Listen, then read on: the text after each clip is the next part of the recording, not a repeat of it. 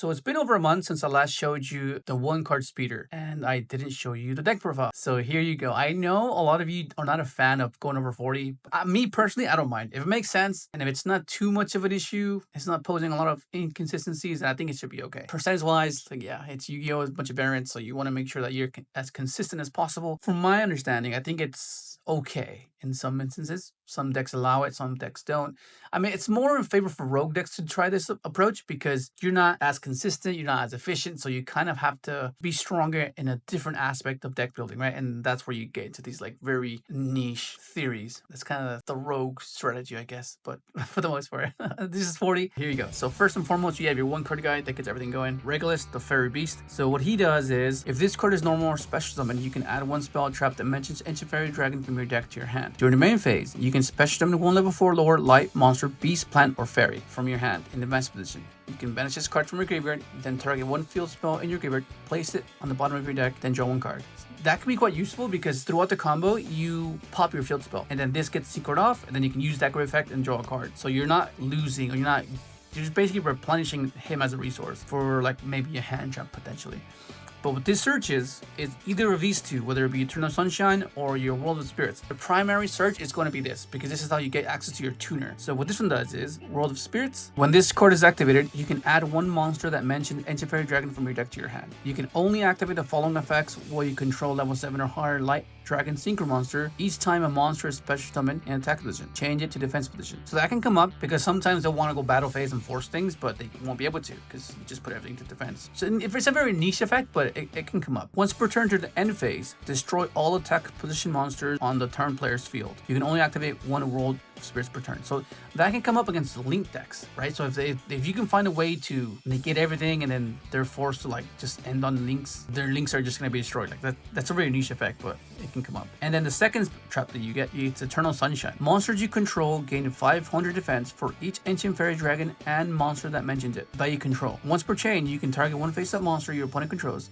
Until the end of this turn, its attack defense become halved. Also, its effects are negated. And there will be lines where you just search for this because it's like the best thing to do because it's a conservative line, assuming you play around Charm Meter or something. I don't know. Let's say, for example, if you have 3 of this, that means you can negate 3 things. Face-up monster effects. But the main guy that you're going to be searching is going to be Spore, the Fairy Seed. So when this card is activated, you search a monster that mentions Ancient Fairy Dragon, you search for this. And then this guy has his other effect on field where you can special a light fairy, beast, or plant from hand. He's a plant, light, you can special summon this. And then its effect is, if this card is special summoned, you can count the number of monsters you control and have this card gain up to that many levels. So for example, let's say you have this too. So summon, activate this. This will search this. You then special summon this by his effect, and then this will trigger. And since you control 2 monsters, including itself, you add 2 to its level. So it'll be a level 3. And that can be quite useful because you can pick any level. It can be just 2, or if you have more, it can be more. So that's why it's quite versatile in that sense. If you control Ancient Fairy Dragon or a light monster, beast, plant, or fairy, and this card is in your graveyard, you can special summon this card. Also, you cannot special summon from the extra deck for the rest of this turn except Synchro monsters. The lock is quite restrictive because you can't splash this on any other deck, but for us, we don't really mind it. It's a secret deck, so it's fine. Its ability to be double tuner is pretty cool because for one, you use it for itself and then you revive by its own effect. It can be quite useful.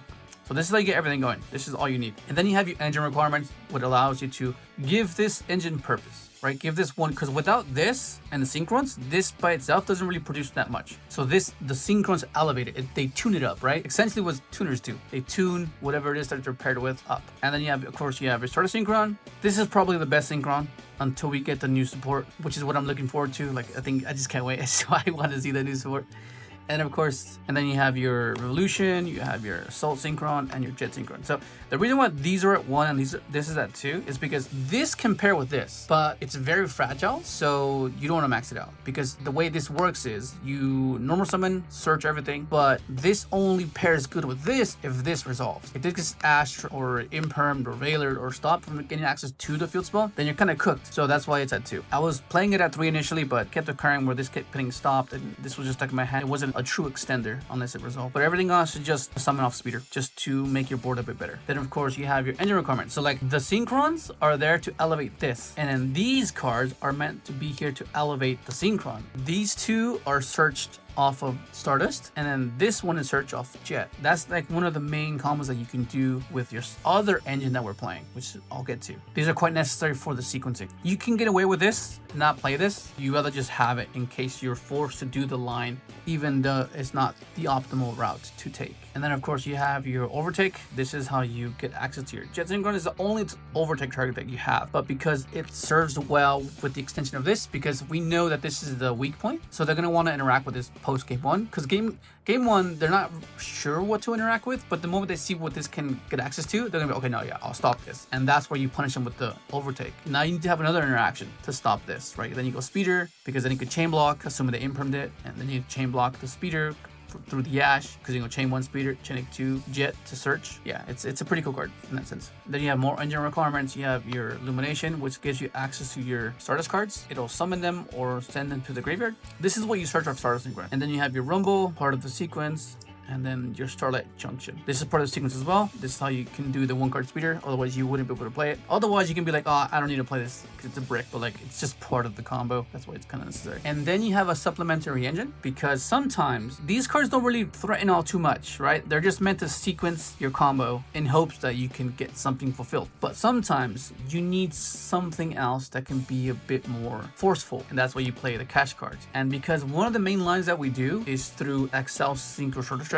this kind of maintains that consistency, right? Because this and overtake will give you access to your Accel Synchro Shortest Dragon, right? Because you special this, search your Fenrir, activate, you go into Jet, you go SD, and that's where the Jet will be able to search your Junk Servant and then give you access to an immune speeder. So you want to maintain that, otherwise you wouldn't play this. Primary reason is because it's a good card and because it can give you access to combo when you pair it with this. And the good thing about it is that it's not the only thing it can pair well with. It can also pair with this. It's a much more fragile line, but nonetheless, it's still consistency. It can still give you the speeder. Then of course you play the 1 unicorn, the 1 birth, and then you have the triple planet, because you do want to have access to this, because you want to be able to open up these two together alongside the 1-card combo that you might be able to do, right? Because like, let's say you go special this effects, search this, summon this, they stop this, but you have this as an extender that gives you access to the immune speeder. Because of course you can go speeder here, but then you're kind of cooked. So you want to be able to force it out and go 8 here, revive, effective Accel Synchro Short Dragon, and then synchro with this, and then you have the immune speeder access, assuming this gets stopped. And it's just another field spot that you can pop with your Ancient Pharaoh Dragon, which can come up, because there are some variations in some hands where like it's a bit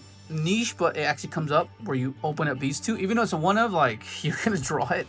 It's just the nature of Yugioh. You can have this serve purpose where you can pop this, and then that can give you access to your World of Spirits or give you access to your Junction. Have a very convoluted line. And then of course you have your non-engine, right? So we wanted to keep it at under 40, so we ended up with just prioritizing the cards that are more impactful regarding this deck. So Fua, because you want to just draw as much as possible, just stop a turn potentially. Ash to stop Fua, and then Droll to stop Fua, and it's just pretty good right now. And then of course you have your ways to stop more Fuas and Drolls and Ash Blossom, because this is everywhere, this is everywhere, this is everywhere. And I wanted to keep it under 40, so that's why it's very limited the way some of the cards are included. But for the most part, this is like the way I was able to do it. Now let's get to the extra deck. So now we have Crimson Dragon, we have our 1 Shooting Majestic. Normally we're on 2, but I wanted to keep the extra deck as versatile as possible, so that's why I'm only playing 1 of it. Then of course you have your Spatter, you have your Changing, your Brock, part of the combo. Then you have of course your Crystal Wing,